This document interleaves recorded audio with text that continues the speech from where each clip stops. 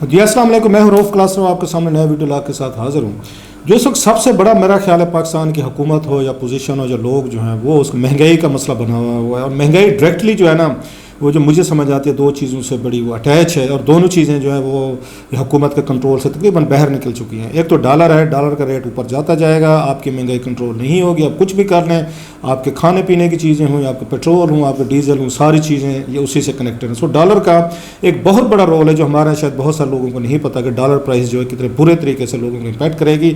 और दूसरी डेफिनेटली वो पेट्रोल डीजल की जो प्राइसेस हैं वो इतनी ज़्यादा होगी, कभी मुझे तो नहीं याद पड़ता कि पाकिस्तानी तारीख में इतनी ज़्यादा जो इसके प्राइसेस हैं पेट्रोल या डीजल की वो चली गई। बल्कि कहा जा रहा है कि शायद बड़ा जल्द जो है 300 रुपये तक भी जा सकता है, अगर इसकी कीमत इंटरनेशनल मार्केट में अगर नीचे ना आई, जो कि नहीं लग रहा नीचे एक उसमें आने के कोई चांसेस नहीं है, कि यूक्रेन में जो जंग हो रही है उसकी वजह से बहुत सारे मसाइल जो हैं वो पैदा हुए। पूरी दुनिया जो है वो इसके मसाइल के नीचे आए, एक उसमें दबी हो। लेकिन दूसरी दुनिया की इकॉनमीज जो हैं उनके पास डॉलर्स जो हैं, जो रिजर्व हैं वो इतने स्ट्रांग हैं, पावरफुल है, या उन एक उसमें कह सकते हैं लोगों के पर कैपिटा इनकम जो है इतनी एक उसमें ज़्यादा है या मुनासिब है कि वो लोग इसका इम्पैक्ट जो है ना वो उसको बर्दाश्त कर सकते हैं, या हुकूमतें जो हैं वो सब्सिडाइज़ कर सकती हैं, डिफरेंट तरीक़ों से वो सब्सिडाइज़ करती रहती है। लेकिन पाकिस्तान की हुकूमत में इतनी तड़, जैसे कहते हैं ना, हमारा तड़ भी नहीं है, पैसे भी नहीं है, और उसके बाद हमारी अयाशियाँ भी ख़त्म होने में उसमें नहीं आ रही। सो इस वक्त अगर उस पर सिचुएशन देखी जाए, जो पेट्रोल और उसकी डीजल की कीमतें कल रात बढ़ाई गई हैं,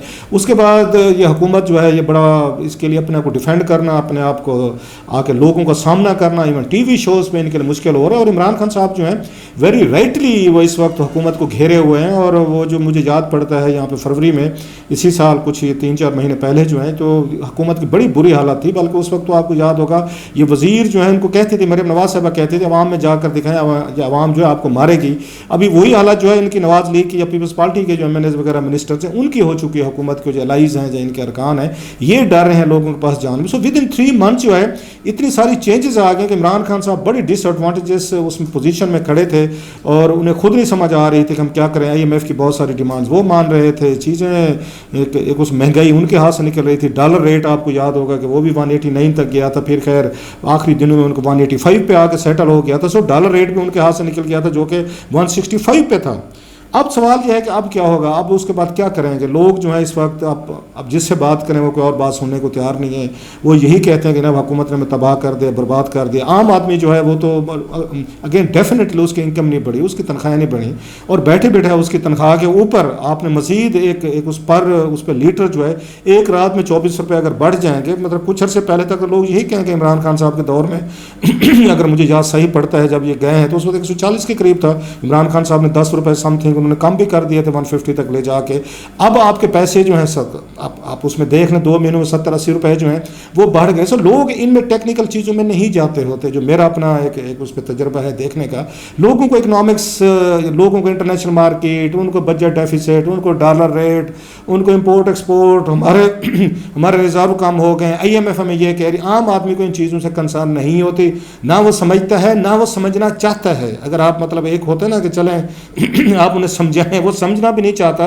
उसके डेली के मसाइल हैं, डेली के इश्यूज़ हैं। जब वो ये देखता है कि हम तो यहाँ पे चले, हमें तो समझाया जा रहा है कि आप ये कर रहे हैं वो कर रहे हैं, लेकिन आप खुद जो हैं आपकी अयाशा ख़त्म नहीं हो रही, आपके प्रोटोकॉल ख़त्म नहीं हो रहे। अभी भी इन्होंने पिछले हफ्ते शहबाज शरीफ साहब जो हैं, इन्होंने 4-5 नए अपने इन्होंने एडवाइज़र हैं वो रखे हैं, फिर नए वज़ीर बनाए जा रहे हैं। सो लोग तो ये देखते हैं, प्लस उनके अलाउंसेस हम देख रहे हैं। अभी एक उसमें खबरें आ रही थी पंजाब असम्बली के हवाले से कि वहाँ पर कितना बजट है जो डेली का वहाँ पर कंज्यूम हो रहा है, खर्च हो रहा है। सो लोगों के उनके अपने लल्ले तलल्ले तो वो ख़त्म नहीं हो रहे। और सो लोग तो ये चीज़ें नहीं मानने को तैयार, और उनकी बातें ठीक नहीं। अब आप बैठ के वो लाख बताएं कि जनाब के IMF की वजह से हुआ, इमरान खान साहब ये सारे मंसूबे उनके साथ तय करके गए थे, और खान साहब सब्सिडी दे रहे थे।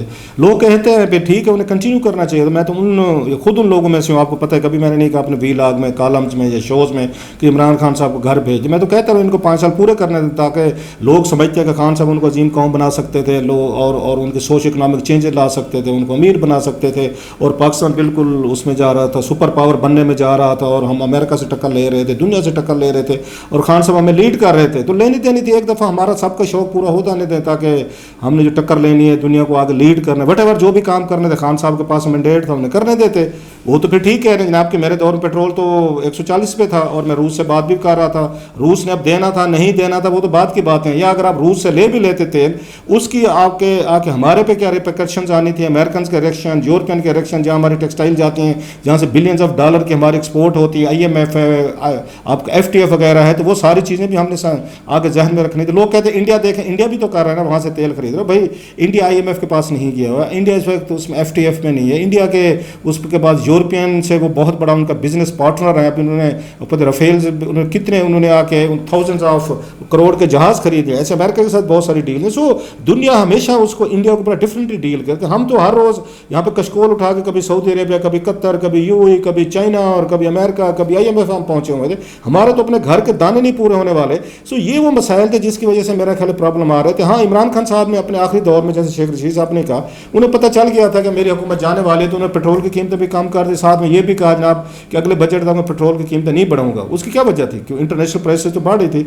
उसकी वजह ये थी जो उन्होंने खुद भी उस वक्त कहा था, खबरें भी आई थी, उन्होंने डेवलपमेंट बजट जो था, वो डेवलपमेंट बजट उन्होंने कट करके वो जो पैसे थे, मतलब पुल बनने थे, सड़कें बननी थी, यहाँ पे आपके अगर मोटरवेज बनने थे, या जो भी आपके डेवलपमेंट वर्क के लिए बजट था, वो पैसा उठा के उन्होंने इधर सब्सिडी देनी शुरू कर दी तेल के लिए, जिसके लिए IMF ने इनको कहा कि ना अब ये जो अगर आप ये काम करेंगे, तेल पे आप सब्सिडी देंगे, आप उस महंगा तेल खरीद के सस्ता देंगे। इमरान खान साहब के दौर में प्रॉब्लम आ रहे थे बहुत सारे, तो फिर तो यहाँ पे आपकी तरक्की नहीं होगी, आपकी ना सड़कें बनेंगी, ना आप इंफ्रास्ट्रक्चर बनेगा, ना आपके बहुत सारे काम जो हैं जो इकोनॉमिक एक्टिविटी जनरेट करते होते, लोगों को नौकरियाँ मिलती हैं, यहाँ ट्रिकल डाउन इफेक्ट होता है, सरिया, सीमेंट, बजरी और बहुत सारी चीज़ें, मजदूरियाँ मिलती हैं डेली बुनियाद, वो रुक जाएंगी।